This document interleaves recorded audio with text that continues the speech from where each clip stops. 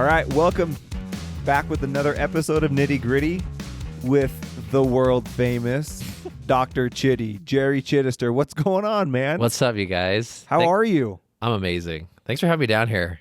It's a little bit different country for me down in Utah County, but It's all for good. us too.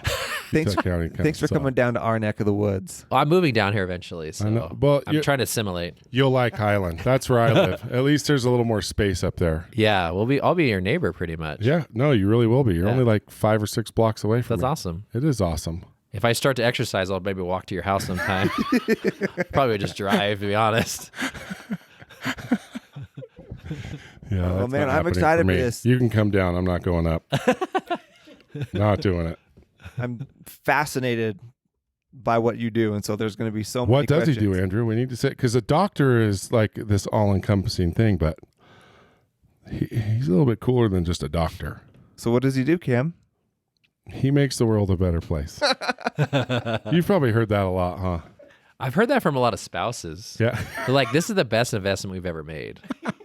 I wonder if I people can't have thank you figured it enough. out by now. So plastic surgery. Yep.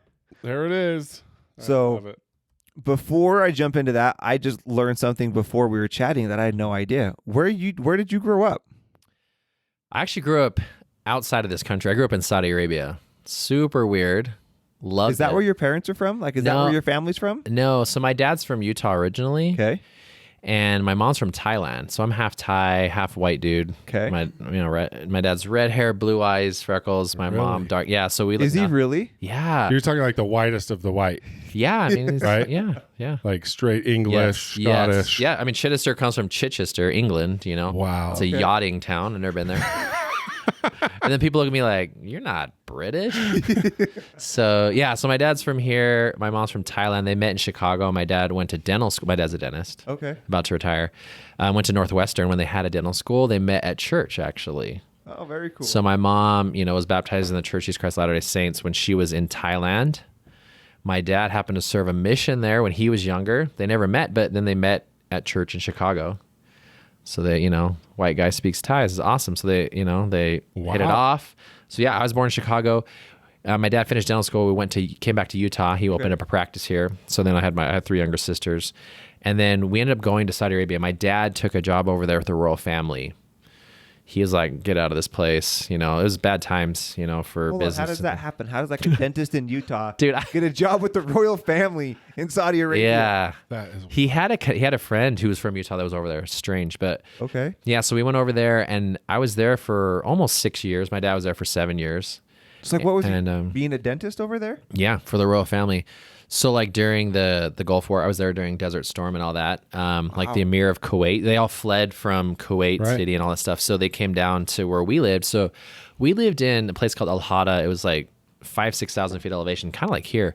So it was desert, but it was green. So a lot of the royal family from all over the country would go there for like vacation and stuff. So when they fled from Kuwait, they came there because it was nice. There's palaces everywhere, Right. I couldn't go in them. But yeah, so my dad worked on all these like royal family members. Super cool. I mean, I was young. I went to international school. But that's where I just early on kind of realized like I wanted to do something medical because I literally lived on a hospital compound, right.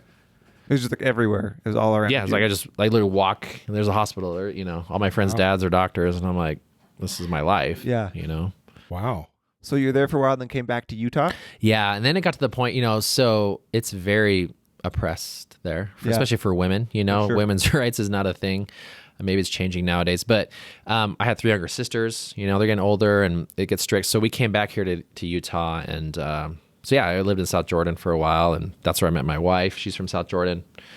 Then yeah, that's kind of where I then finished high school, went to U undergrad, stayed at the University of Utah for med school, and then went out to Loma Linda in California for 6 years. Loved it out there, Southern California, for plastic surgery training. And then I actually did orthopedic hand and upper Hold on. So extremity you fellowship. met your wife when you were in junior high? High school. Actually, I did meet her in junior high, but she was dating one of my friends. I tease her about this.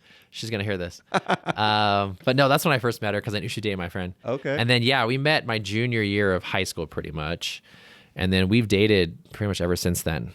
We have this debate, though, like, are we high school sweethearts or not? Because, like, we didn't date senior year. Like, she dated a bunch of dudes. I dated some girls. And then we got back after high school, and then we I got when a mission came home. I went to Thailand actually, so my mission to Thailand as well. Oh, really? Wow. Yeah, Really? my dad and myself. Yeah, so I speak Thai, read, write Thai, and all that. But when I got home, she happened to still be around. It worked out, and we've been inseparable ever since. But yeah, we've known each other since high school. I think high school sweethearts is okay to say. Yeah, that's what everybody says. I'm going to say junior high. Yeah, That is even Yeah. cooler. It's like the Mike cells. It's like Gentry and Yeah. Betsy. 13, they just knew. yeah. That's crazy. That's so crazy to me. So then you went to California. So 6 years. Is that all like training to become a plastic surgeon? Yeah, so med school was 4 years up at the U, and then 6 years it's integrated plastic surgery training. So I had general surgery training built into my plastic surgery training, so about a year and a half. But yeah, it's all plastic surgery. When did you know that that's what you wanted to do? That was my next question. Like, Oh, man. You're in med school. Did you know this before med school No. or during? No, I figured always it out. pictured myself being a heart surgeon, like a cardiothoracic surgeon. Even in high school, my Mindy, she'd be like, "Oh yeah, I knew you want to be a heart surgeon." But I got into med school and I started looking into it. I'm like, "Oh man, like this is not what I thought." I thought it was like ER or like on Grey's Anatomy. Yeah. Dr. The heart Burke guy's and always hooking up with chicks in the closet. yeah. Well, that wasn't my ambition, but Oh, okay. but I'm sure that happened for those guys. But some dramatization there for them. But yeah, so I realized like their lifestyle is not what I wanted. And so I remember I came home one day, I looked at my wife, Mindy, and I'm like, I don't know what I want to do. Like, I can't do this. What And about the lifestyle you didn't want? Is it just the on call all yes, the time? Everything's yes. emergency. Okay. All the time, it's like rushing to the OR, you're doing emergency surgery on these patients and the mortality rates are high, and just the lifestyle, like they're never home. Yeah. And I'm like, I want a family. I didn't have kids at the time, but yeah, I just didn't picture that. And so I kind of stepped back because for me, plastic surgery at the time was what I knew from Grey's Anatomy, Dr. McSteamy, I'm like, well, he does like, breast augmentation and rhinoplasties and stuff, but I didn't want to do that. I feel like that to me is just so like mundane, it's the same thing over and over. That's what I thought. But then as I learned about plastic surgery, so I went to this career fair. This is like halfway through med school. I'm like freaking out. Like, what am I going to do? So I thought maybe cardiology, and I go to that. I'm like, this is no, thank you. I'm not going to write prescriptions all day for heart medication. So I go to this career fair, right? It's like, I'm going to every table, like, which is the true profession for me, So I go to the hospitalist, I go to the anesthesiologist, I go to all, I'm like, I just can't, it's not me. I get bored easily. I'm like, so I go to the plastic surgery table and I get my attention drawn because the doctor, she's like, everyone thinks plastic surgery is about breast augmentation or rhinoplasty. So it's like, oh, that's what I thought. She's like, but that's not true. I'm like, oh, tell me more, So she's like, we do cancer reconstruction, we do hand surgery, we do cleft lip, cleft palate, reconstruction. We work with cardiothoracic surgeons, neurosurgeons. I was like, whoa, I had no idea. So I'm like, I'm going to check this out. So I kind of switched halfway through med school, a 2-week elective into plastics up at the University of Utah.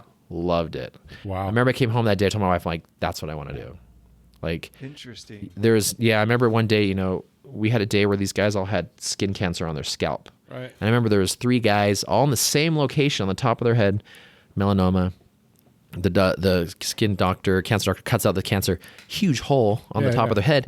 And every case we did totally differently. I'm like, that's the same thing. We did 3 totally different surgeries. She's like, oh yeah. She's like, you get 10 other surgeons, we do it 10 other ways.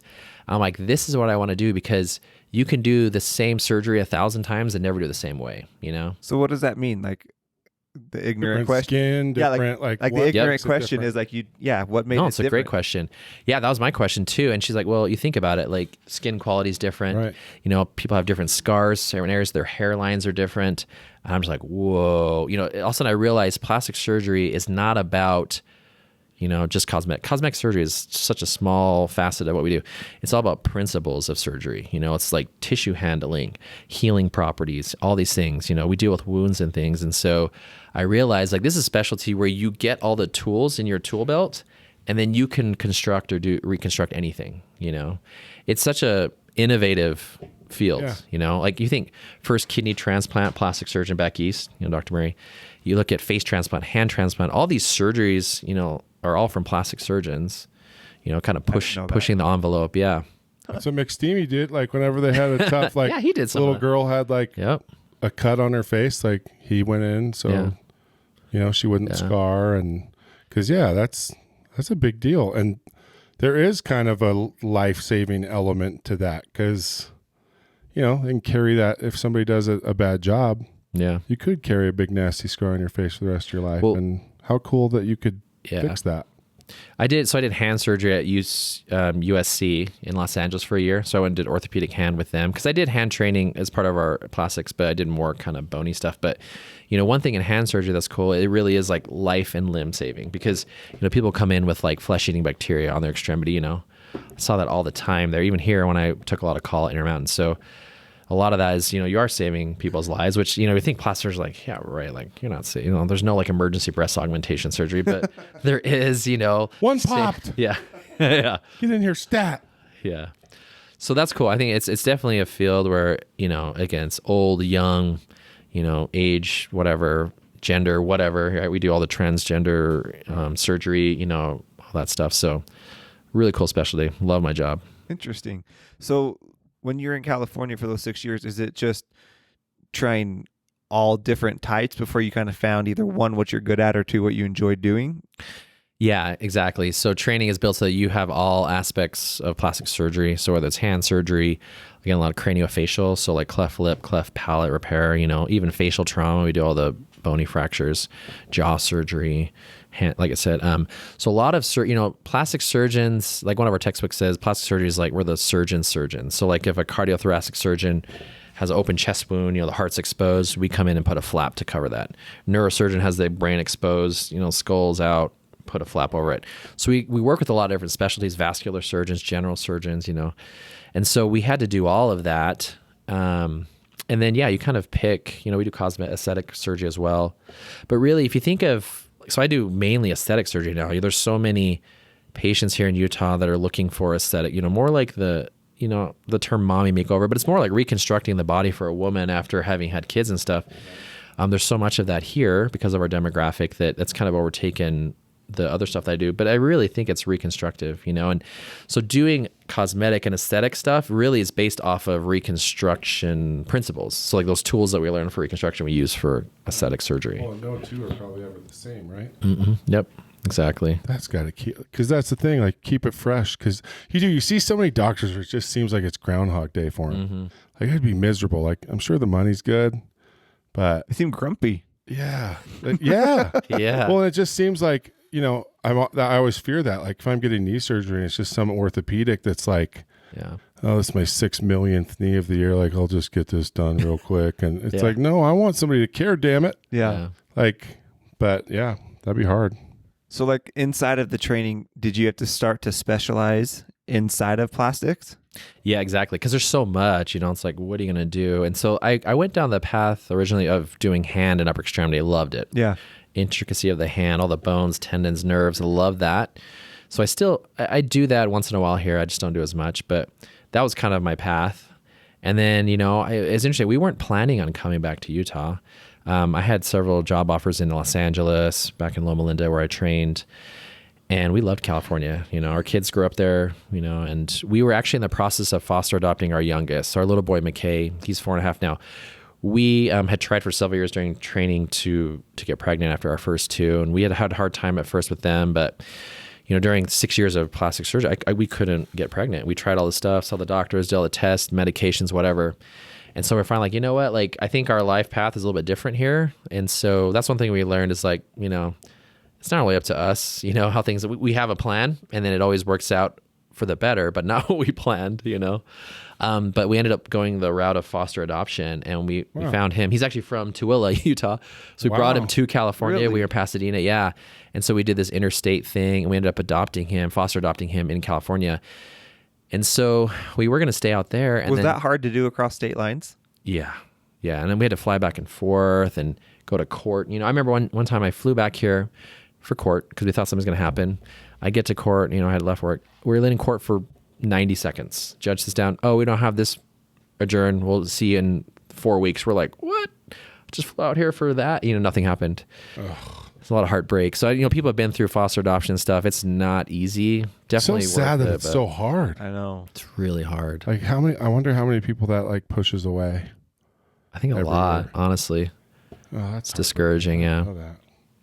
But that's why I ended up coming back here because, a lot of family things and just kind of led us back to Utah. And we're glad we're here. But that kind of changed my focus from mainly just hand to more the aesthetic route. Because I'd always kind of thought if I came back to Utah, I'd probably do more elective stuff. I didn't really see myself that working. surprises me. Southern California. Yeah. You come back here for the cosmetic stuff. You know what I mean? Like, that's really interesting. Interestingly enough, when I started training, so in California, this was in 2011, Utah was the highest per capita in the country for plastic surgeons in the country. What? Yes. Hold on, for the amount of plastic surgeons? For the population, yes. And now I think we're like number 5 or number 6. We've always been, even back into the 80s, we were in the top 3. It was like New York, LA, / Beverly Hills, and Salt Lake City. Oh my God. Yes. Really? Yeah. Can you pick out like work almost on anybody? Like, they've had work done or not? Yeah, it's one of those things, like, I think if I focused on it, like I put on my plastic surgery glasses, I could, I try not to. I feel like I'm always working, so I try to turn that off. Right. But if I wanted to, probably. But I try not to look at people that way because I feel like I'm just working again. Random chicks' boobs, like... Yeah, that'd be a little uncomfortable. Eyes up here. I'm like, who was your doctor? It's going to be $24.99. What are you looking at? Yeah. Yeah, I try to... Although, I've had several funny, like, encounters, like, even at church, and people coming up to me and being like, hey, can you look at this? And I'm like, probably shouldn't do that here, but... Should we go in the men's bathroom or the girls' bathroom? So where did the entrepreneurship come from? Because is that common? I feel like most doctors end up just working, at a larger clinic or hospitals, right? And they don't go out and do their own thing. Yeah, I think in plastic surgery, it may be a little bit different. Okay. And maybe dermatology too, but there is an element where you could go that more entrepreneurial path. For me, my mom, so she owns a restaurant in Sandy. It's Simply Time. My in-laws, they own a gift shop, Randy and Company Medicine Market up in Holiday. So I've always been surrounded by entrepreneurial, like business, family business type stuff. Mm-hmm. And so I think seeing my mom's drive was always like something that drove me, And I told myself, like, I'm going to do something, like, I'm kind of the person, like, I got to just go all out, I don't go halfway. Yep. And so I'm like, I'm going to do my own practice. I'm just gonna go all out, and then it's kind of being a plastic surgeon and doing what I love has enabled me to have time to do other things in an entrepreneurial spirit, to kind of advance that. And it's been amazing, the opportunities that have come up from doing this. I really feel like it's given me more chance to help other people, and I can't announce it yet, but we have some really cool plans in plastic surgery. You can announce it now. It's okay. We love exclusives. It's totally okay. Well, maybe I'll come back and give you a follow up. No, I think for me, and I have a podcast thing, or no, sorry, it's like a live virtual event on Saturday. I'm going to talk more about it too. Yeah. But plastic surgery for me, again, it seems like it's mostly physical, right? We're talking about, physical changes to the body, where there's liposuctioning, Why are you pointing at me, Jerry? I wasn't, don't take my pointing for Mr. Is liposuction XXXL. But, we think of like the physical side of plastic surgery, but there's really a huge emotional, mental component to this. Sure. A lot of women that I see, again, a lot of mothers, after surgery, it's interesting because they kind of look at their body, they look in the mirror, and it's been something where they've kind of pictured for such a long time. And after they have that procedure to kind of restore that body kind of pre-kids, it's almost like there's this disconnect sometimes. And it's really hard for women, and they look at them, and it's so there's this huge... After surgery? Yes. That's really interesting. I would have thought it's it was so the common. other way. Yeah. No, it's after. And I almost... Wow. I almost compare it to like postpartum depression in women. There's just this huge emotional, hormonal change after the stress of the pregnancy, and that after that's done, women, can get pretty down. It's a very common thing, and I see that in plastic surgery. And so, there's a lot of this stuff that like I want to better address as a plastic surgeon, but I feel like it's just not well addressed in the community. Like the mental health side of it. Mm-hmm, mm-hmm. I think you'd be all stoked, right?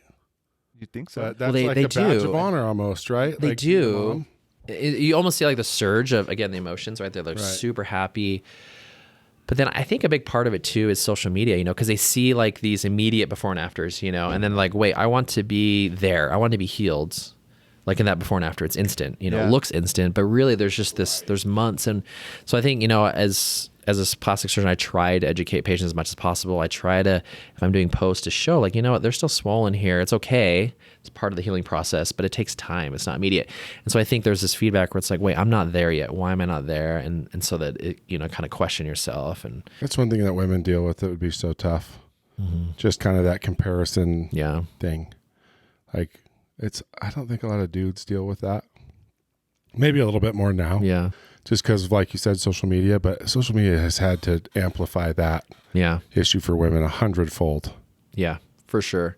And yeah, even guys, I do a lot of male liposuction and surgery, but they tend to be a lot more reserved, and I don't post that stuff, you know. So it looks like I do mostly women. I do, but for surgery, but there are a lot of men too, you know. And so, and I think the culture around it is changing a lot. I think kind of the stigma around plastic surgery is changing a lot, especially here in Utah and stuff, kind of more accepting. I was going to ask you, like, what are the most common misconceptions? Like, you posted something on social today that was kind of funny, but like, I would imagine you have I didn't see it, dang it. like a lot of common misconceptions about what it is you do or who it is you work with. Yeah. Yeah. So I think one of the most common ones, especially for like patients on their patient end, is, you know, like especially like a mommy makeover type situation where like, oh, I'm just doing this for the looks. It's not. It's really a lot of women do it to restore basic function. You know, a lot of times women's cores, you know, their six-pack muscles are totally separated. They can't even sit up from bed a lot of times, or their back's a lot of pain, or they have incontinence and stuff. So a tummy tuck, for example, is a huge functional benefit for women. And one of the biggest questions I get is, why doesn't insurance cover it? I wish I knew. I'm not a business person that runs insurance companies. Yeah. Right. If it was run by plastic surgeons, it'd probably be a different story, but it's not. So, but really, there's such a huge functional, and that's the coolest thing for me that I've seen as I've kind of learned in my practice. You know, like when I first started, I was like, I don't want to do breast augmentation, rhinoplasty. But in reality, these surgeries are life-changing, like functionally for women and even in men. And so that's the misconception, is really a lot of people gain a quality of life back they didn't have before. You know? I totally see that. Yeah. But you say a lot of them struggle while they're recovering. Yeah, it's a roller coaster, you know? Wild. Oh, it's like feeling amazing, then down. And I think for me, I want to more help educate people and help them through that, you know, because it takes time, but it's hard. It's hard for people. And we do want such like instant gratification now. Like you spend the money, you get the surgery, and you're just like, I can't wait to look hot or whatever. But yeah, it probably does take a while. And how many times do you get like blown up on social or whatever else by a patient? It's like, you son of a bitch, you did this to me. I only get those occasionally. No, I don't get too many of those. I mean, that'd be hard. Yeah, I think one thing that has, for me, in terms of the business side of it, you know, that's just blown this thing up is just access. You know, I don't give medical advice to people over, you know, Instagram. Right. A lot of people I think will try and message me and get that. And that I get where they're coming from. I said, look, I don't do that. I have to see you in person because there's a lot of medical and other things that we cover, you know, I want to be professional, but I'll answer basic general questions for people. And so that access that they have to a plastic surgeon is pretty rare, I think. Yeah. And so, and I'm doing all my own DMs. Like I message you guys on there. I do all that, you know, and I have a great team. I have great people that help me with like viral content and all that stuff and help. When did you make that decision though? Like to really embrace social? And did it come natural, or was it like just a business decision?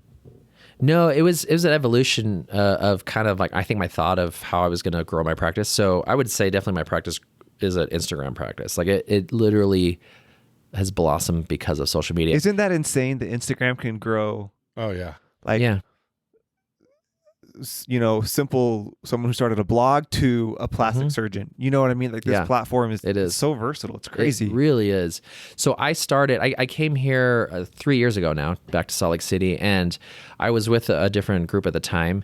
And I didn't even know how to do a story. My wife taught me. We were in California. She was doing some saint makeup stuff, and she's like, okay, this is how you do a story. I'm like, this is crazy awkward. And I would record myself like 5 or 6 times. I'm like, I can't even look at myself. I hate this, you know? I'm like, I don't like the way I sound and look. And so it was so awkward for me, you know? And so, and I tell people this, I talk to a lot of plastic surgeons too. I get messages all the time and they're like, how do you do this? And so what I had to learn was like, you have to find your voice, kind of like you guys with this podcast, like finding the personality of it, you know, finding the people that, you know, make sense to bring on and all that. And I don't know if I make sense to be here, but it's fine. Okay. But, you know, finding that voice, you know, right. And that took me some time because I felt like at first I was more reserved. I wasn't myself.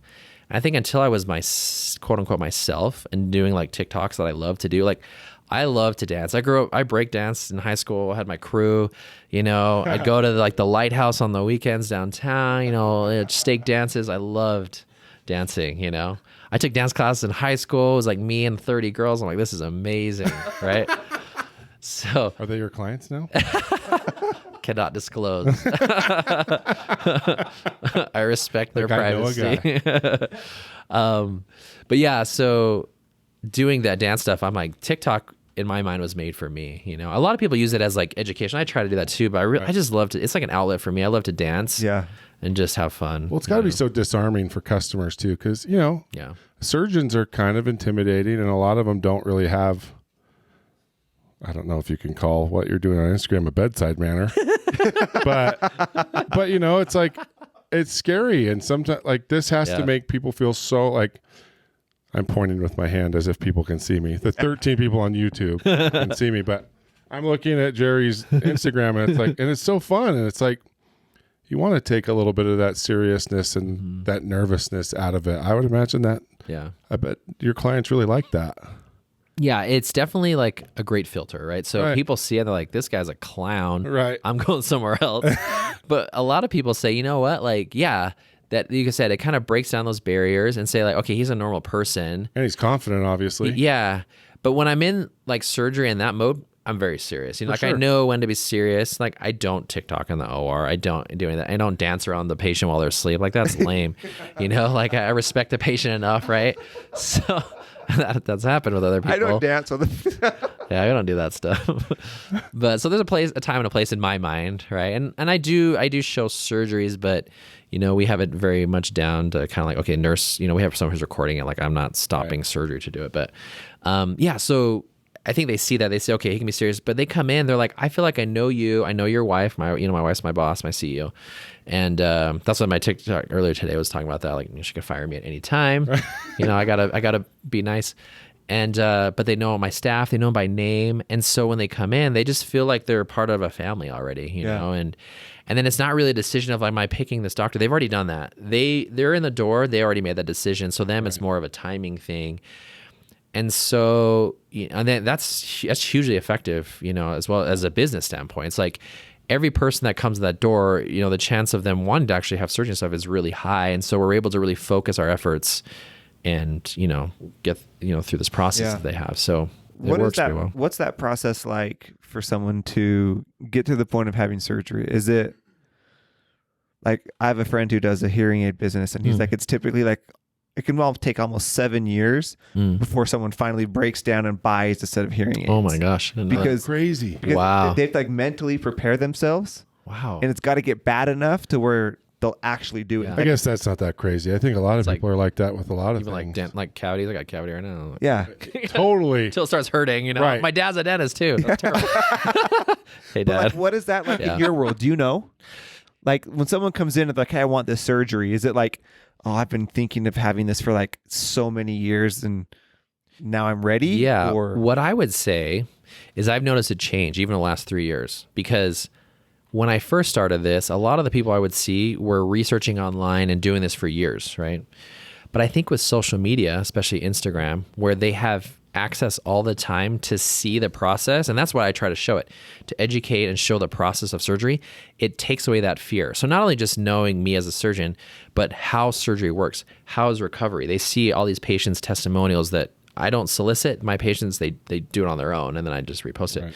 But they see that process, so I think it's way quicker. They say, you know what, I'm done having, I have people calling the office now because, you know, unfortunately the wait list is quite long, but they're like, I'm having one more baby, and then I'm planning on breastfeeding and then seeing you. They're already planning ahead. So it's not even like they're waiting to be done having kids. They're already planning for it because they see other people doing that. And so I would say I've seen it shift dramatically in the last few years, just like people even planning ahead. They're not waiting 6 years anymore or 5 years after having kids. They're like, because some people don't even, for example, labiaplasty, right? For women, they don't even know that's a surgery that's possible. So when they hear about like, oh my gosh, I didn't know it was a problem that I could fix. You know, they have it done, you know, where you'd go 20 years, maybe your whole life, not knowing that it could be corrected easily, even while you're awake, and, you know, improve sexual function, just riding a bicycle, for example, or walking, no more chafing, you know, so stuff like that. I mean, Wow. So I think that's been a huge game changer is social media for that. Interesting. What is your wait list like right now? I do not disclose. No, just kidding. I'll be honest. I don't like to talk about it. It stresses me out. It's like season seats for the Packers. Yeah. Yeah. Right. It's about 12 and a half years. Yeah. It's a couple of years out. Okay.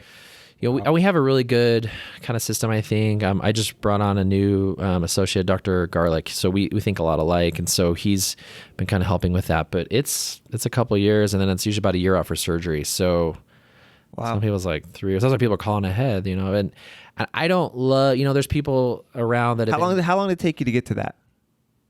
I mean, I started this practice right before COVID. So it's taken about 18 months. For real? Yeah. Wow. So your wait list is longer than you've been in business. Yeah. Wow. Yeah, it's crazy. How much of that what's the word I'm looking for? Do you attribute to social media? 98%. I was going to say, right? Yeah. Well, now it's kind of the point where it's kind of referral, but it's like, friends tagging on Instagram, referral or talking. And, I'll get messages like, hey, we're at a girls' night. We're all talking about you. Or this Facebook group talking, it's like, it just has become this thing that's taken its own, like the other day, this is one of the coolest things. So not only is it patients, but I was at my mom's restaurant at another business, a dinner meeting. And all of a sudden I hear this Dr. Chiddy. I'm sitting there and I look, and there's this young 10-year-old boy standing there, and he had like tears in his eyes. I'm like, hey, how's it going? He's like, can I get a picture with you? I'm a big fan. He's like, I love your shoes. I'm like, oh yeah. So I give him a hug, and I go talk to his family, and they're all nice. His older brother, I'm talking to them. I'm like, hey, there's like this shoe beat downtown tomorrow. You should go check it. I got some J's up there, And he was just like, so I went up there and I saw him there the next day. He went and got some shoes. No. But even like teenager stuff, like, the TikToks and stuff, I love it. It's fun to, I wouldn't say inspiring, but to like have that type of influence, whether it's, I hope it's just positive. I just want to promote positivity out there, and show like, I don't have, like, I'm just a human. I'm not better than anybody else, and I mean, you are a plastic surgeon though, but you are a little bit. No, I mean, yeah, I'm sorry. I think if anything, like, why did I spend all that time in school? Hello. Like, I could be an entrepreneur like you and start a cool, like, awesome restaurant business. I don't have be at the Masters every year. Jeez. That is kind of cool. That's really cool. Yeah, you're right. Okay, I feel kind of cool. Yeah. So we're both cooler than other people. I'm just kidding. We're better than most. I just know that if my daughter came home and said she was marrying a plastic surgeon or a dude that opened a barbecue restaurant, I'd probably be more happy about the plastic surgeon. I mean, yeah, it is what it is. But I feel like it's a platform, like you guys, you're able to bring in people and do like awesome, inspiring stories here from people. Like, I feel like I try to use my platform as well to be positive. I get people messaging me like, hey, thanks for posting that, even if it's like a quote or something, and just. I love this shoe one right here. Just like, if you're unhappy with your life, remember this picture. Yeah. With the kid wearing the big shoes that has paper clips in the back. Like, yeah, exactly. It's a great reminder. Yeah. So what's been one of the hardest things in getting things going? Because, I mean, talking to you, it sounds like success. You've had incredible success, but part of the fun of this podcast is kind of getting down into the nitty gritty. And so what would you say is something that maybe most people wouldn't know about, whether it's plastic surgery or it's your practice or something like that? It's, to me, it's all about life balance. In the sense that, sorry, I'm emotional. I'm a very emotional person, but time, like, I think you can look at it and say you have a successful business, you're booked 2 years, 3 years out, people want to see you, whatever. But really, like, time to me is the most valuable thing. And I would say right now, like, for me, it's a constant battle of balancing my time with my family, with my personal relationships, with my friends outside of work, and with my personal beliefs, my religious system, and so to me, that's the struggle. And that's the hard part of it, I think, is you see, and I try to be as open and possible about this, but there's a lot of stuff like, in the background, I spend 30, 40 hours a week on social media. I spend 80 hours working as a plastic surgeon, another 30 to 40 in the background. Where's my family in that? And this is a constant thing my wife and I talk about, and my kids are little. And I think, so I try to make every encounter that I have meaningful, because you don't know how long it's going to last, Right. I like that. Wow. What kind of, have you had any what's the right way to say it?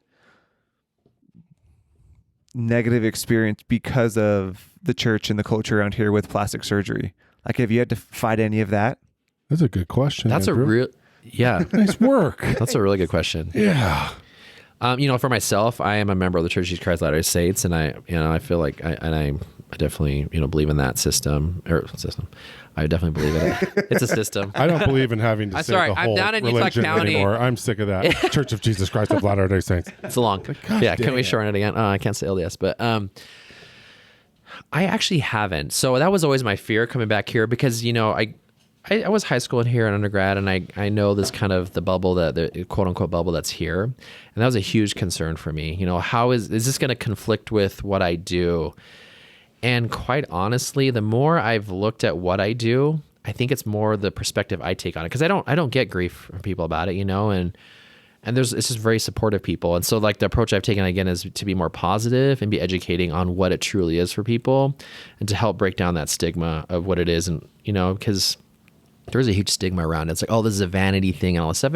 And sure, some people it is, but guess what? That's not for me to judge as a member or a non, right? For anybody to judge. I just want to, I want to do what's safe for you. And I can tell you, like, is this stripper or porn star boobs? Because a lot of people say that. I want the porn star look, not the stripper. I'm like, whoa, like, okay, what this means, right? In terms of implants and stuff. So I try to make sure they know what we're doing and getting into, but I don't get that from the church or its members. And I think it's because of kind of the focus I have on it. I could take it a totally different route and it'd probably be different. But when you say that, like the focus I have on it, what do you mean by that? More so of the benefits of it for, Okay. in terms of, like I said, like, kind of reconstruction and doing that, that's the majority of my population are kind of the mommy makeover type things where Which women is have what had children. exactly? Well, like the what was it? The labiaplasty? Is that what you called it? Like, I would have never thought. Yeah. It's like, okay, do we really need to have your vagina look a certain way for you to be confident? But I never realized, like what you said, like it hurts to sit on a bike or chafing or like all that. That's big. Like, that's a big deal. That would suck. Yeah. And if you can fix that, like, why wouldn't you do that? Yeah. Exactly. So, I think taking that approach, and looking at it and say, look, this is very functional for you. It's very kind of restorative of life, and like I said, there's all a spectrum of it in plastic surgery, but that's my main focus. I kind of look at it like we've kind of been blessed with technology. So let's use it. Yeah. You know what I mean? Like, if it restores just, even if nothing else, I know, I won't say who it is, but a very close friend of mine, his wife got a boob job. Is that okay to call it that? Yeah. Okay. Breast augmentation. I want to sound important. No, but it's funny, like a new person came out and it was awesome. Like, she just had like her head was held a little higher. And yeah, it's easy to say like you needed fake boobs to do that. But it's like, who cares? Like, is that any different than like being more confident after you lose weight? Yeah. Or getting braces or I had my teeth whitened on Sunday. It was like one of those things where like, I hate my yellow teeth, and same here. I did that. And I had you look amazing. I couldn't look at your eyes. Like, you had Invisalign? Well, thank you. Invisalign. Like, I had Invisalign for 2 years, just a few years ago. And it's like, I always called it my jewel tooth. I had like one and I hated it. Snaggletooth. But it's like, dude, you do barbecue. You're a dude. Who cares? I'm like, well, I care. Yeah. So what? You, yeah. And now, like, if somebody's taking a picture, it helps. It's a big deal. And for women, I think it's got to be 10 times the positive reinforcing feeling because, they look at things differently. They struggle with the exterior more. And like you said, having kids would suck. Yeah. Like, so listen, if you want to, you can do whatever the hell you want. If you carry a baby and you put that kid in the world, like, you deserve to get whatever you freaking want. Yep. Right? Because we would all be bitching about, we couldn't have kids. There's no way. Totally. Dudes would be way too big of pussies to do that. Exactly. Excuse my French. But so yeah, I think it really does put a deeper meaning to what you're doing. And you seem like that. Yeah. I almost wonder if that's one, it seems like time's important to you, like you said, like, so that probably appealed to you when you were at med school, but dude, just like your skills can really, really change somebody's life. Like internally, impact. externally, like that's got to be really rewarding once they get past that. I'm still fascinated by the whole kind of postpartum, like, that's crazy. Yeah. But I mean, once they get there, that's got to be such a rewarding thing. Do you ever are you ever in a restaurant? You're like, I did those. You know, it's, well, those are mine. Yeah. All the time. If I go out, I see, my patients because, Wait, do you really? Yeah. I mean, it's so yeah. cool. So I have this personal thing where I won't ever approach them, right? Because obviously, like, I respect their privacy. If they come out to me, totally, but I won't say anything about surgery unless they bring it up. So something like, I know. You. Yeah. It's like, thank you. Yeah. Well, I've had that too, actually. Can I take you to a jazz game? I've had that too. Yeah. Not the jazz game yet, but close. But yeah, all the time. I mean, Utah's a small community, so the longer I've been here, I'm like, go to Costco, see a few people, and it's fine though. It's cool because like you said, it definitely does something where it really can change someone's life for the benefit, the positive. That's what I love, and I think that's one thing I've learned more and more. And like it's funny because I kind of come full circle. I didn't want to do all that stuff when I started. I wanted to be a hand surgeon. Actually, I wanted to do cleft lip and palate at first, but I want to do hand surgery. And hand surgery is rewarding too. People cutting off thumbs, hands, blowing up their hand, whatever, and helping that. I love that too. Well, and the cleft thing, like that is always such a heartbreaking this is all, thing. But really, even what I do now, I love it. And so I feel like part of the entrepreneurial side of me and all of this is just so driven by the opportunity this has created for me. I wake up in the morning, I'm like so excited all the time. And people are like, how do you have this energy? They're like, probably like wondering, like, man, this guy must be on drugs or something, but it's like, no, I'm literally fueled by like helping people. The passion I have for my job. I love it. So my industry in finance, like when the younger advisors, as we started coming through the ranks, we would start to kind of get looked down on by the old dogs. Social media, not as formal. Like I'll show up to a client meeting in a t-shirt now, right? Like it's not a 3-piece suit. I'm not in this mahogany desk. Scott Paul. Our last the podcast we did right before this one. He looked homeless, but this guy is like a baller. But like, does your industry, was that hard at first? Like, did they kind of like look down on you because you were doing TikTok dances? They're like, you're a surgeon, you can't do that kind of stuff. Oh yeah, that's been a huge thing. I think that's been hard for me is because, coming out of training, you're kind of trained in this mentality. It's kind of like you said, this kind of like fatherly, like we do what we tell you to do, you do all that. Yeah. And so, this is how you do it. You got to be by the book. And so when I started doing, that's why I think finding my voice and stuff, I was so intimidated at first because I didn't want to do anything to offend my colleagues, But as I got more into it, like I have a goal, and it's to educate people. I'm going to be myself. And, I'm a professional. I'm a board certified plastic surgeon. I'm like just as qualified as all of them. And this is where it's going, and now you see those people who were just totally putting me down, dogging me on social media or, whatever. And got a lot of that. Still do. Right, by the way. Asking for your help now. Once you get haters, you're doing it right. Plenty of haters. I get blocked all the time now on Instagram. I'm about banned. I have backup accounts and stuff. And wow. But now, like, I'm getting invited to speak at national meeting. I just got invited for a national meeting in October to talk about this. And the title of my talk, how to use social? Yeah. The title of my talk is, how social media built my private practice in 18 months. Yeah. You have a 3-year waiting list in 18 months. I mean, really, that's crazy, right? Yeah. I mean, I've tried. And you're doing 80 hours. Like, it's not like there's a waiting list because he's doing like one surgery a week. No, I operate. He's busting out 80 hours of surgery. 4 days a week, usually 3 to 4 days a week, and these are 6:30 a.m. to 6 p.m. days, and so they're long days. Sometimes how long does a surgery normally last? So like a typical mommy makeover. So it's like a breast augmentation, breast lift, full tummy tuck, some liposuction, labiaplasty, whatever. Those take surgical time about 5 hours, maybe 6. But if I'm operating like 10 hours of surgery in a day, I can do one of those and then maybe a couple other smaller cases. So it's like 2-3 surgeries. Gummy bear implants. I just learned about those on the website. There you go. They're actual Haribo gummy bears that they melt down. I'm just kidding. The sweet tasting. I had to Google like gummy bear like what are gummy bear implants? It's kind of fascinating. Yeah. The technology changes too, which is awesome. There's more safe, more durable implants. But yeah, so I mean, I'm doing as much as I can. Again, we try to prepare patients before we see them, so when they come in, they're ready to go.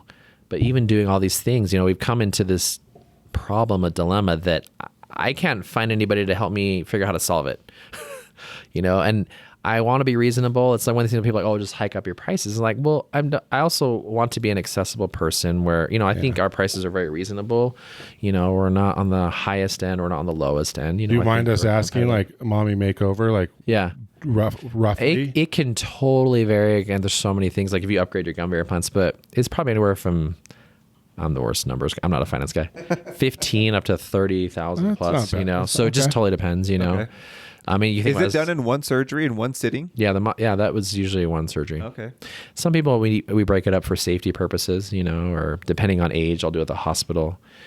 But yeah, I mean, I'm doing as many as I can, as safe as I can, and I just can't keep up, And I hired a surgeon. He came on. He literally started 3 weeks ago. He's already booked through the end of the year. Wow. Till next year. I'm like, dude, like you're seeing more patients in your first 3 months than I saw in over a year and a half in my first practice, It feels to me like you're still struggling with it. Like you're still coming to terms with like you feel bad. I do. That people have to wait that long. That'd be terrible. Hard. And people mess me all the time, and it's like, can I get in? And I'm like the nice person. So I tell my staff, like, nope. Like, like the third door. Yeah. I want to like break down a scenario. Like, okay, Donovan Mitchell, he shows up, says, yo, my new girlfriend. Like, I got season tickets for you. I'll sign some jerseys. She's on the table next week. Like, is somebody getting pushed? Well, have you heard the story of Kanye West when he went to, I think it was in LA. There's a chicken shop there, Nashville Hot Chicken. He went there he tried to button the line. They're like, nope, back of the line. Right. Did you hear about this? Even Kanye West. I've heard of something Howlin' like that Rays. in barbecue in Texas. Yep. Like President Obama had to wait in line. Oh, okay, come on. Yeah. I mean, at Franklin, he's hardcore like that. Yeah. So I try to be fair with everybody. I'm not like, But Donovan Mitchell, I mean, seats, like courtside seats for a year. I try to separate it. Like, if people message me and I just forward it to my office manager, my team, and they take care of it. They have a great system. I don't think anybody would be mad about that. I mean, it's Donovan Mitchell. It's like, I'll give you my Lambo. Just get her in within the next 3 months. I mean, I've had people say, I'll pay you 3 times as much money if I can get my surgery up. I'm like, look, like, wow, I'm not doing that. Yeah. It's a slippery slope for sure. Yeah. I mean, you've got people willing to wait 3 years. Yeah. It's hard. Yeah. But I think the Donovan Mitchell, I think they'd be okay with that. It's like, it's 3 years and 2 days now. I'm so sorry. You can come to one of the Jazz games with me. I love it. Where did the sneaker love come from? Has that always been something that's part of who you are? Now we're talking. So thank you. This is one of my favorite topics. Which, by the way, I open cannot. The closet door and show them the. Oh, okay. We're gonna see this. I wore my mochas today, by the way. Yeah. So when I was younger, I always like the 11s, the Air Jordan 11s, the Concords. I love favorite golf shoe of all time. Oh my gosh, yes. I always wanted a pair. Never had one.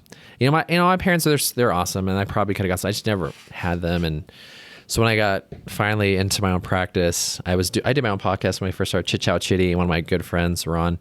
We were doing them, and I just like, you know what? Like, I'm gonna buy a pair of shoes, and I like realized there's these apps like Goat and StockX. Oh my gosh. Slippery slope. Yeah. Oh, it's bad. Became this addiction. I found a new one. It's awesome. What? Trade. Wait, block. is it working? It's working. Well, I mean, it's working from the sense that I keep getting rejected. Oh, okay. What is it? Trade pod? Trade block. Oh, trade. Oh, okay. It's where you trade used shoes to like. Oh, okay. Or new. Or new. I'm sick of these. I want those. Yeah. Oh, cool. Let's make a deal. But yeah, so it started about a year and a half ago, and now I've accumulated, like 50 something pair in the last, It's like I stress shop, which sounds fun. I grew up with 3 sisters. Okay, so you gotta take a step back. I grew up with 3 style, sisters. Man. You've got some game. Yeah, I worked in the mall, and I worked at like the Buckle and Mr. Rags. I mean, Mr. Rags, like a hip hop shop. Mr. Rags. So that's what the Jinkos. That's right. Yeah, Jinkos, baby. Jinkos, Sean John. I love all it. that stuff. But yeah, that's where I started. And it just became this crazy. My wife's like, you got to stop this, man. Like, it's hard. My wife says the same thing. Shoes have been kind of an issue. I got cut off last month. Oh, did you really? Yeah, Jenna's like, hey, house I'm is building coming. you a house. Like, you got to no more shoes. I was like, okay. So yours are the Jordan 11. So how many Jordan 11s do you have now? I think I'm like 4 of them. I have some the bread, Lows, like I have some highs? lows. Yeah, I have some lows. The highs. I want the Concord golf shoes, but they're like $1,100. Oh yeah, I've looked into those. I need some golf shoes. I was like, ooh. But it is seriously the best golf. Oh. So I drew out for the grays, the cool gray. Oh yeah, Jordan 11 golf shoes, and that's all I'll wear. Like I've it got is the the all whites best. that haven't left the box yet. But see, that's the thing. Like it is the most comfortable. It's literally the best Yeah. golf shoe I've ever had. Yeah. But I have that can't get carbon another pair for fiber. $500. Oh my gosh, Like that's crazy. they're amazing shoes. They really are. I mean, just all around it too. Just I don't know, the Yeah, I'm excitement of maybe threes. getting one and threes. You're a 3 fan. Let's see. Oh yeah, love those ones. oh, I love threes. They're just wide, aren't you? What are you? I like. Yeah, Are you fours? 4s or 5s? 4s. 3, 4, 11. yeah. I'm like a 3, 1 11. 4, 1 4 11. I like the mids. 4s. See, I I, have the PSG. So they have the Paris Saint Germains. They have. The I wore 4s. those yesterday. You did? Oh, The PSG 4s. I love wore them. yesterday. Oh, I love those. Let's celebrate Messi Yeah. coming over to the Qatar owned Limitless Money Soccer Exactly. Club. That is crazy. Yeah. Did you read about that? Uh-huh. Were you the one telling me about the cryptocurrency? He took he got a welcome gift of 30 million. What in And crypto? he wanted like 70 or 80% of it in crypto. Crazy. Whoa. That guy's making so much money. Yeah. Dang. So what PSG ones did you get? The burgundy ones, the PSG 4s. That's Love what I those. got. That's Love what I was those. wearing yesterday. Love them. They're so, and the Such a leather's cool so nice. Yes. Oh, one of my favorite pairs. So, are there I wish I had those on today. Dang it. Are there plans then to bring in more doctors? Is that the idea? To expand that way? I do. And is that have- hard because yeah. then like your reputation is in someone else's hands? Ooh, that would be Yeah. tough. It is, so a lot of patients, it's like, I trust you to see Dr. Garlic because you trust him, Yeah. So it is. And I don't even know those people that trust me, they just trust me based off of, my social media and stuff. And so it is, I feel like it is a big responsibility, but I really do trust him. So yeah, definitely I've been very picky about it, but I've actually known Dr. Garlic for over 10 years from back in great med school. name. Garlic, yeah. So easy to remember. Yeah. Dr. Garlic. I don't know. I can say Chiddister. It's like that's why I say Chiddy because like they can't even spell it. Say it. Right. It's a little tough. When I was in residency, so I'd get calls from nurses and things. They'd write my name on the chart, and I had like over 50 misspellings of my last name. So I created this hashtag. It's called "How many ways to misspell Chiddister or spell Chiddister." My favorite is Terry Tiddler. So instead of Jerry Chiddister, they put Terry Tiddler What? as my name in the operative note. Yeah, because the doctor dictated it, and they put my name. And I'm like, that sounds like my stage name for like, like. I'm like, that's just weird. Thunder from Down Under name. Terry Tiddler. Welcome to the That's stage. my favorite one. Terry Tiddler. See? Yeah. Terry Tigger Tiddler. Oh, Tigger bounces around on his tail. Yeah. You know what I'm getting at. I should have disclosed that, I realized. Big mistake. No, I'm just kidding. Oh. So it sounds like you got some fun stuff coming though. We do. You're announcing pretty soon. Yes, some huge stuff. So it's one of these things. I'm the worst secret. It's not a secret. It's just that it's timing. Sure. Because there's a lot of legal things, business, Total. things. And Oh, yeah. so as much as I'd love to tell you guys some stuff, it's coming. But So it's big plans. Be on the lookout. Huge. Like when? Like So over the next year, Okay. there's going to be some huge stuff. So it's going to be starting this Saturday. We're doing this live event. I think we have like over 750 people registered for it. It's a virtual event. oh wow. So I'm doing that. We're going to stream it, through a service, so they get an email and register. But we're going to start talking about this, and then and then in about 2 months we're doing an in-person event, and then at the beginning of the year another event, and then kind of think of it as like the Apple events, like unveil like the Yeah. iPhone. Not that we're going that, but we want to build up some kind of momentum, Build so, some hype before you roll it out. Yeah. Are these like products that you created? Are these like Yes, one of them is a product. some other products. So I do have a bra line coming out for post-op bra. It was one of the things it's always like you look, where's there a deficiency somewhere, right? How can you address it? And I think that's part of the entrepreneurial thought is like, okay, what's missing in this, this production line or chain or what do you want to call it? So a bra, like a good bra for women was missing. So I was going to ask you about this Somi. Yeah. Somi? Is that what you call it? Yeah, Somi bra. Yeah. Like, cause it says like this Somi breast augmentation says is something that you came up with. Yeah. So the Somi, so I trademarked the Somi. So Somi is like two meanings, right? So Somi is social media, right? And then Somi is kind of like Somi, this is customized to me. So it's a dual meaning. My wife actually came with that because that's kind of brilliant. Yeah, she's so smart. So I heard trademark that, and then I announced it after I had it all. I didn't want to announce it too soon. For sure. But the Somi is essentially customizing a breast augmentation to give women that fullness up top, the cleavage lines, and then the long-term support. So a lot of women you'll see on Instagram is like, oh, I got my implants, and then they won't show it after 3 months because the implants drop. They're out to the sides. They don't look good without a bra. Graphic boobs. Yeah. So kind of the opposite of what they wanted, right? And so the Somi was to maintain that. He's like, huh? Just the ones that are, yeah, like that. But the bra is also called the Somi bra, and it's a supportive bra for that. So that's kind of the first of many things. So the clothing, we have some other. So you get the money for the surgery, and then they buy the bra. I see this. This is good. This is smart. Yeah. But you're solving a problem too. Yeah, and the other problem is too, I'm paying, some company in China a ton of money for these bras that patients don't even love, and I'm paying a lot of money where I'm like, let's make our own. For sure. And, give bras that people like and do it ourselves. So smart. It's always, but it seems so simple, but it's like you have to think a certain way to do it because plastic surgeon, I'm sure, it's generally like, let's get the surgery done, then it's done. Yeah. But you kind of seem to care about the before, the during, and the after, which is pretty cool. Yeah, I had a lot of patients that would come to me, they had implants before somewhere else, and they said, it's such a common theme. It's like, I never met my surgeon until the morning of surgery. Wow. He walked in, he marked my breast, didn't even talk to me, and walked out of the room. I had my surgery, never saw him again. That's crazy. In my mind, there's no doctor-patient relationship. That's not, you might as well be a technician and you just line people up on a bed and you just do surgery all day, right? Especially with this is kind of personal. Oh, you know what I mean? Yeah. Like, totally. Even it still has to be hard for people like, all right, I'm going to take all my clothes off and this dude's going to draw on me. It's like, make him feel a little comfortable for hell's sakes. Exactly. And so that was always like, I would never do that. And I think a part of the reason why the wait's long too is I don't want to sacrifice, quality for quantity. Like that's not my goal. And so, if you don't want to wait, that's fine. You can go somewhere else and have people being like messaging me, I just had surgery a month ago somewhere else. I need to come see you. I'm like, no, like talk to your surgeon, but not that there's regret on other people too, but like, I really think it's about the experience, and then, I tell people all the time, I'm not a perfect surgeon. I'm not a magician.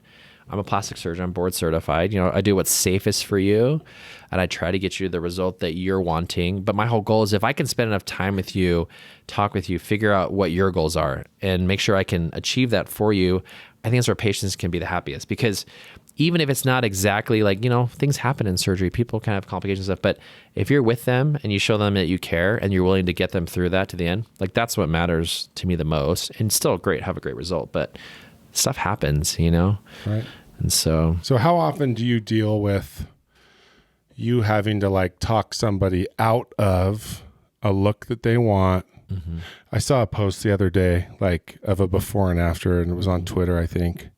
And somebody said like somebody should be celebrating this plastic surgeon because he's taking their natural features at this age and just making it look better instead of trying to make a 50-year-old look like a teenager. Exactly. And then they look like cheetahs or like they just have that like. Yeah. I remember we need to get him and Skin Boss together. I think they would do some like awesome collabs. Awesome. Yeah. Have you heard of her, Lisa? Yeah, she was just on, right? Uh-huh. Yeah, I saw that. Yeah. Like you two would get along so That'd be good. awesome. But she I remember us talking about her mentor, this Jan Marini.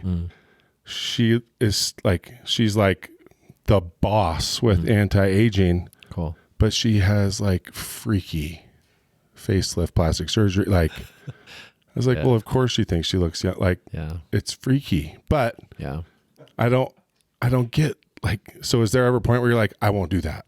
Oh yeah. Because you've got kind of a signature and a reputation too, right? Yeah, exactly. And I'll tell people, and it's both ways. Some people want to do something that's maybe not like, in the same vibe as what I'm vibing.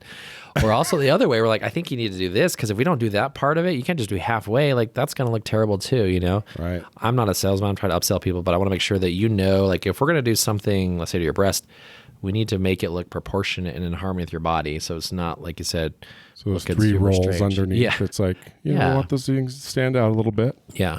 Your rolls can't stick out further than your boobs. So we're going to do a little lipo at the same time. Yeah, exactly. That would be hard. Yeah, because people would be like, and at first I would never say things, but then I realized people like come back like, I wish I would have done this. I'm like, So, I'll tell people like, it's common. Sometimes we'll lipo around the breast here. Right. It's up to you if you want to do that. I think it would give you this look, but if not, it's fine. But at least they're informed, right?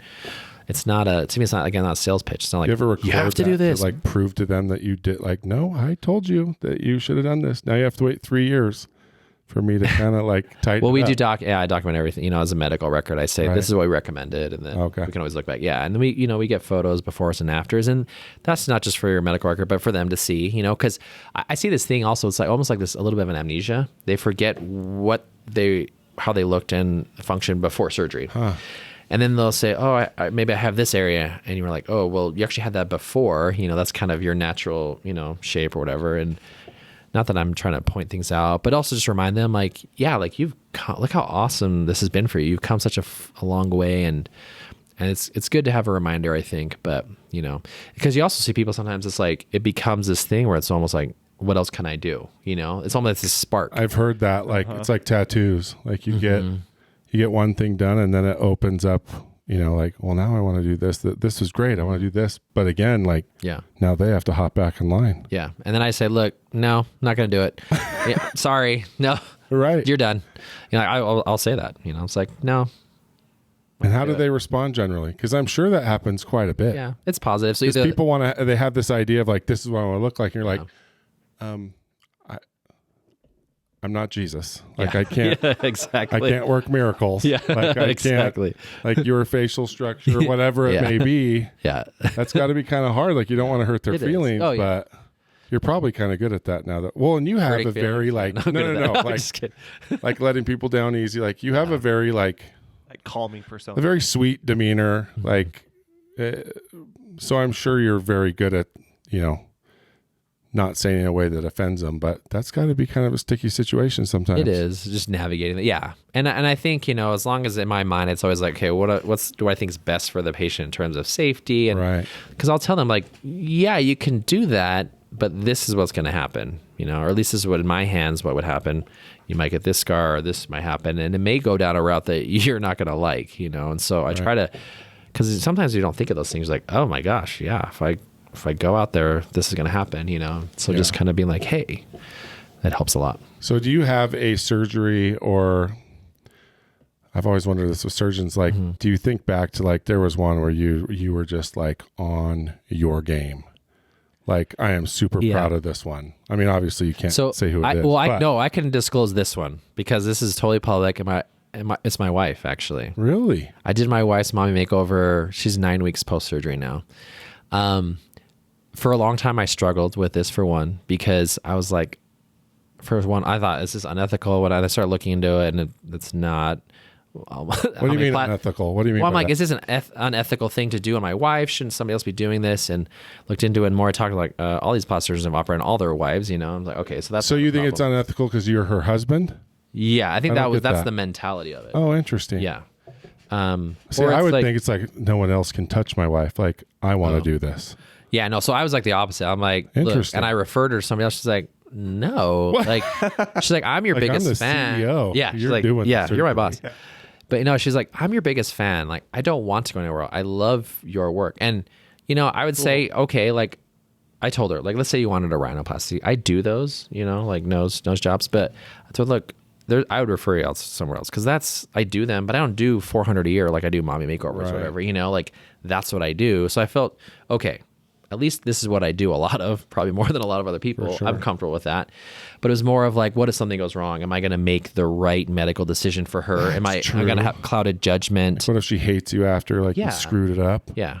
Well, then I tried to find every excuse. I said, well, what if you get a blood clot or something? She's like, well, if I go somewhere else, that's going to happen to me. And then you're going to blame yourself that you didn't do it and maybe prevented that, Good argument. She's like thought of everything. So I'm like, fine. So she kind of knows you. She does. Junior high sweetheart. So after 3 years, she put herself on my schedule. She waited like everybody else. She booked a consult. Shut up. She what? Did. That's what I'm saying. Kanye That's West. bull crap. Well, I know. She did it. CEO. Come on. And then she booked her surgery, after that point. But so I did her surgery 9 weeks ago. And I would say that was, and I told her this because a lot of people say, oh, they love the belly buttons that I do, whatever. I told her I've been trying to perfect, in my mind, the shape of belly button that I think works for people for her surgery. Because I knew someday she'd probably convince me. So I've just been constantly doing it. And I felt like for her, I was on my game. Belly button looks awesome. Scar looks great. She looks awesome. I'm happy for her.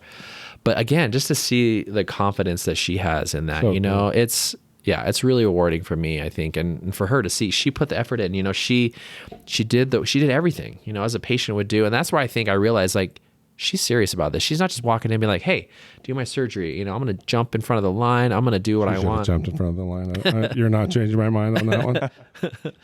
But it's there are perks to being a CEO. Yeah.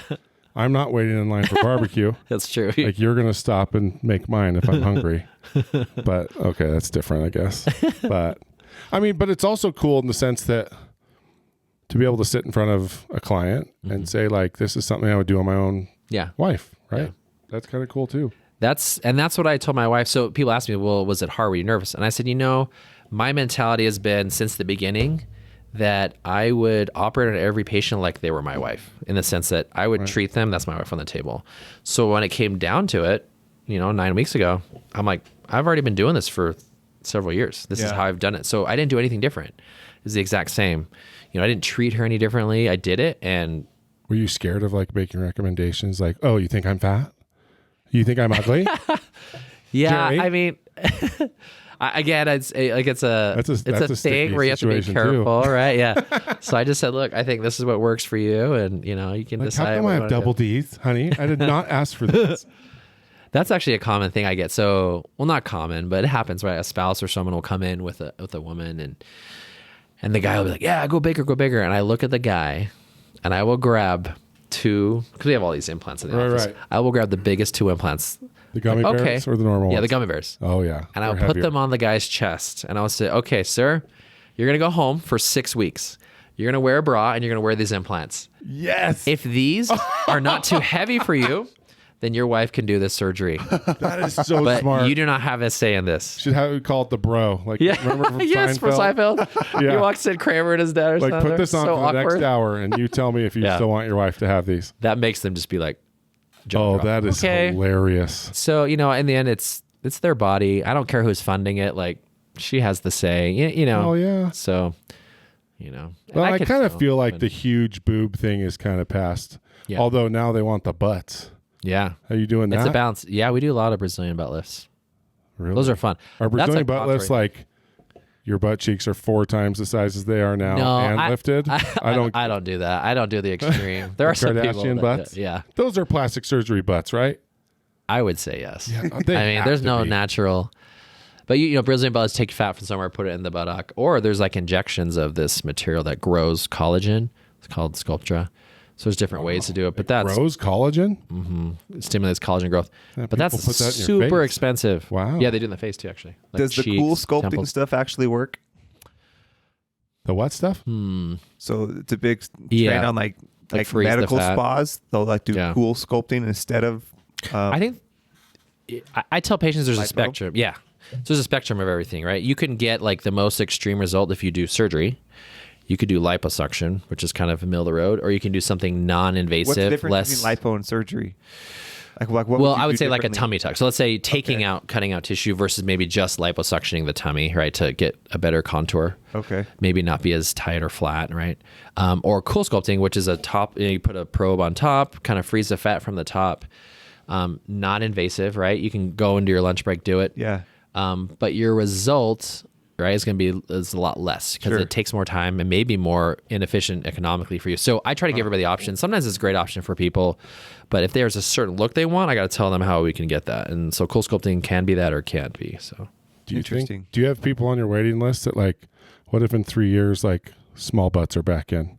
Can they change what they want? Oh yeah. Yeah, totally. They can change. And not lose their spot? Yeah. Oh yeah. Okay. Yeah. They got the spot. They're good. He's like, oh man, that'd be stressful. Sweat for a second. Like big butts aren't in anymore. I'm like, well, that's what you're on the waiting list for. So I'm sorry. Yeah, they can come in for whatever.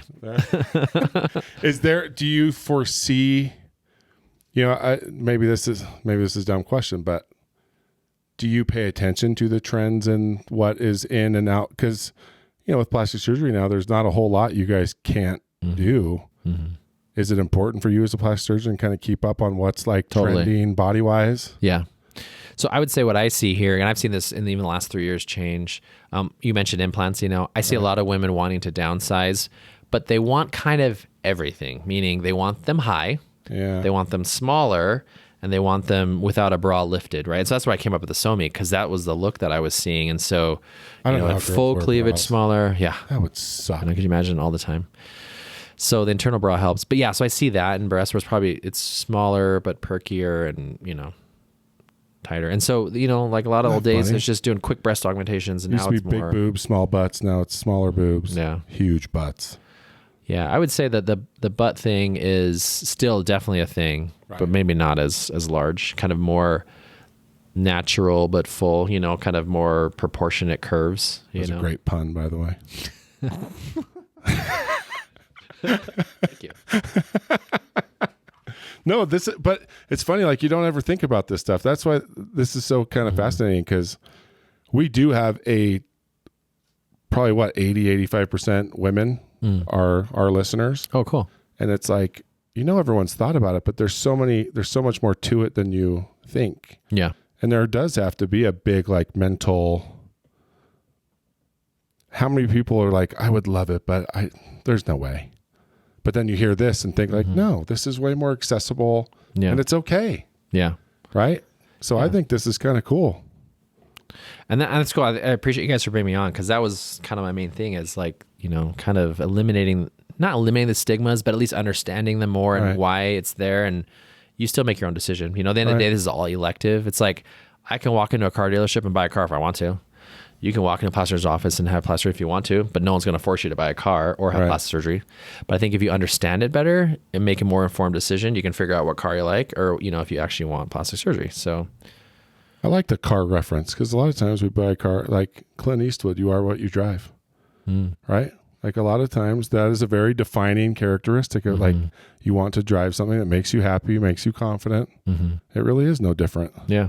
And I think plastic surgery is a reflection. And I had 2 patients today just say, I want my outward appearance, my body, to match my inward kind of mentality, So a lot of women, and it's the coolest thing. So a woman comes in for a consult, they have this hanging skin and it's this scarred fat. I say, and they're working their butts off. They're with their spouse and like, I'm dieting, I'm exercising, and there's just this pooch. I can't get rid of it. And I say, okay, this, you got stretch marks on your skin. That's scar tissue. You can't exercise away stretch marks. It's all of a sudden they're gone because you did a diet or exercise. I'm like, the fat underneath that stretch mark is also scarred fat. And it's just this light bulb comes on. I'm like, you're not going to be able to exercise that particular fat away. It's stubborn. Right. And then when I check their muscle separation, I have them lay down and I check it.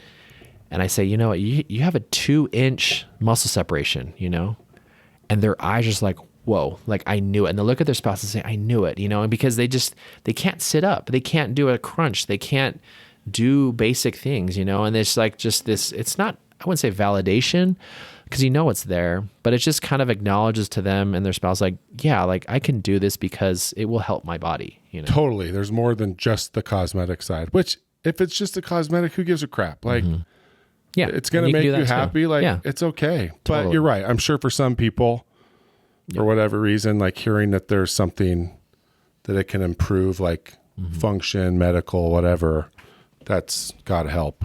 It does. So cool. I've got questions for days. I know. This has been fascinating. Thank you so much for coming down. Yeah. Thank you. You guys do you want to be done? We haven't even gotten to like.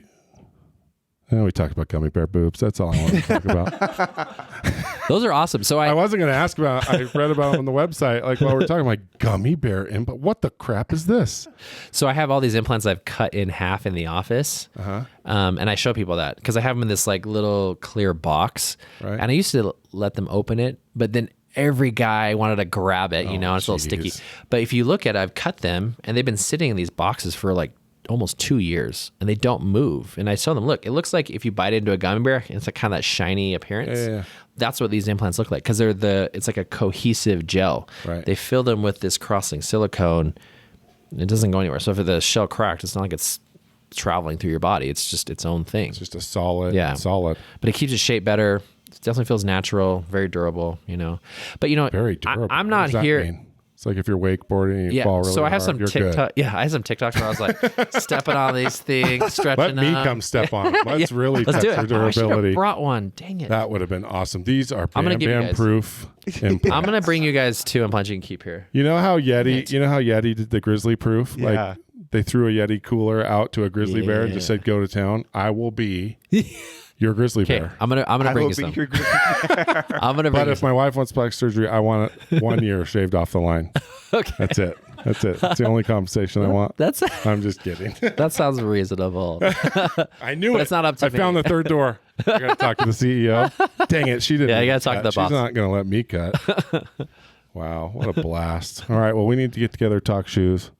Heck yeah. I'll bring my favorite 3s. Okay, and I'll use those to step on the gummy bear boobs. You'll be fine. We should have like a sneak show. That'd be fun. I really would love. Awesome. We should come. I'll bring food. Okay, we'll feed your staff. I love it. Let's do it, and we'll make a funny video. So where can everyone find you?